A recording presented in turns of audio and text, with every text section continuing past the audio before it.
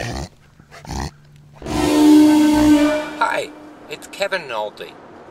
I don't say my real name very often, but I had a few people walk up to me at VidCon, the event in LA, calling me Mr. Nalts, which is funny because A, that's not my last name, and B, Mr. Who? Who are you talking to? My dad? But there was a time where I was trying to pretend like I was Kevin Nalts because I was afraid that I'd get crazy stalkers and stuff. But it's kind of hopeless now. I think even my Wikipedia lists my real name. But I still do it because I figure it would make it a little trickier for a stalker. It's like those really bad locks on the back door. You know that if somebody wanted to break in, they could, but maybe it would slow somebody down. I'm in the mood to talk. Are you in the mood to listen? Just want to open up on a few things. What got me thinking, about YouTube and its community and everything, was I said something at the video event. I acknowledged that one of the reasons I got into online video was to make money, which is not true for most people, I think, and a little embarrassing. But that was indeed the reason I posted a couple of my videos. Is that I thought, wouldn't it be cool to make advertising dollars off of it?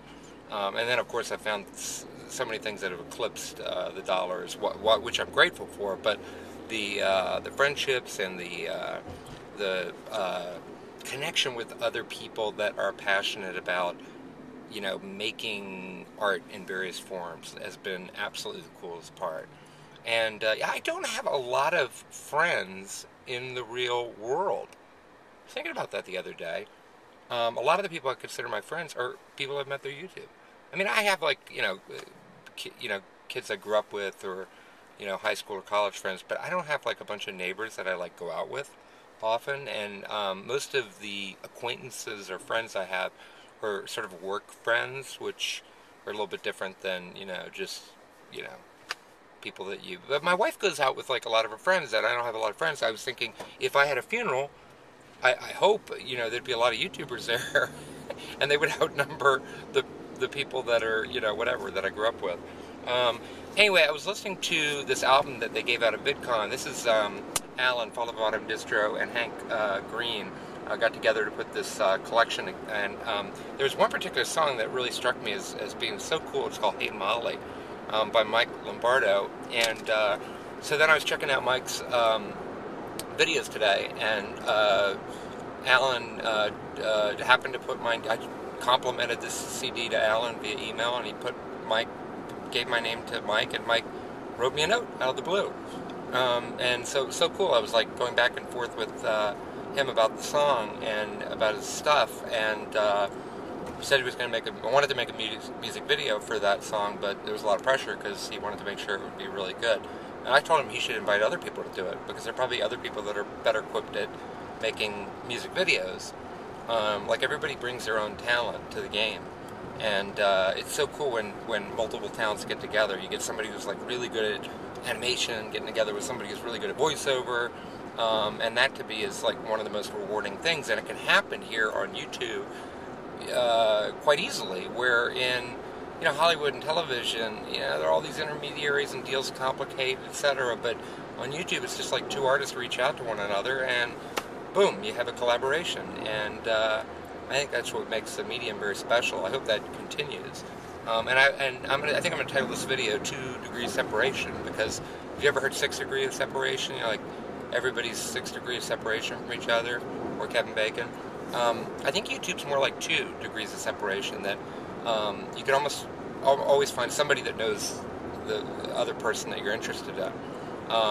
And maybe that's not true for everybody, but for those of us that are networked in and go to these live events and stuff, I'd say it was pretty true. And maybe it's harder for other people too, because I'm fortunate that people watch my videos, so that makes it a little bit easier to reach out. But I do want to clarify something while I'm rambling. I'm terrible about email, so much so that I got invited again by Danebo to be in an Annoying Orange, and I want to do that so bad. And I was traveling, I missed the email, didn't discover it until a couple days ago, and so I missed it. But you can bet that if I'm not realizing that Danebo wrote me, that's why, if you've ever written me, I haven't written back. If I haven't written back. Every once in a while somebody comes up to me and goes, "Wow, you were so nice, you emailed me back." And I'm like, "I did?" Because usually the first thing people say is, "Man, you're hard to reach." But I think it's because I'm shy. Like, as much fun as it was to go to these gatherings, it always is, I'm really drained. Because I love to be the center of attention for short little doses, but it's like candy corn, you know? Like, you can eat just a few, and then after that, you don't want to look at a candy corn again. But then there are other people like Michael Buckley that just seem to thrive on, like, this interaction for a long period of time, or Greg Benson. But I think there are a lot of us that just, it gets overwhelming because I feel, Greg Benson said to me, what do you have to lose? And what I have to lose is that I feel like I don't want to rub somebody the wrong way. Especially if they like watch my videos and I'm meeting them for the first time, and what if I don't pay attention to them, or look the other way, or we have a terse conversation, or what if I'm in a bad mood at that moment, and then they're like, wow, he's not so nice in person. Because my mom and her friend once met Paul Newman in Colorado, and he wouldn't sign his autograph for him, and so then that affected their view of him for a long time, forever, and it affects my view of Paul Newman. Actually, it might have been the other guy. You know, the one that used to do films with Paul Newman, Robert Redford. I digress from my digression of my digression. So these were a few of the thoughts on my mind today, in no particular order.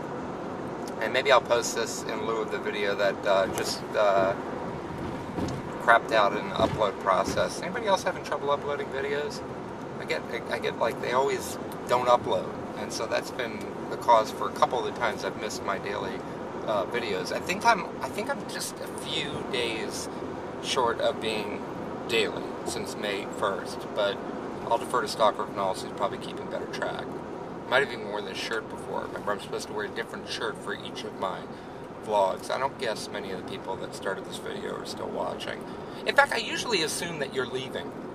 When I'm doing these vlogs, I pretty much assume that you're not going to stay through to the end. So I try to front load it with anything key, and then it sort of tapers off. When in fact I should have a big crescendo, right? Some big, wonderful moment to reward you for sticking through.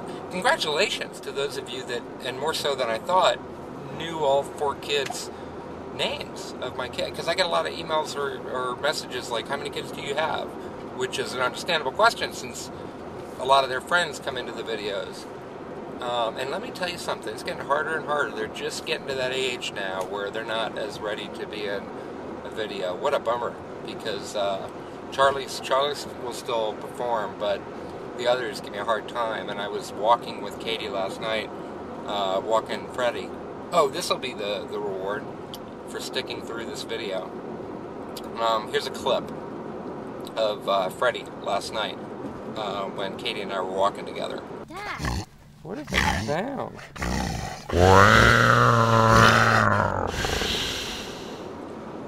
What is that cough thing he's got going? It stopped. He's fine. But we didn't know what it was.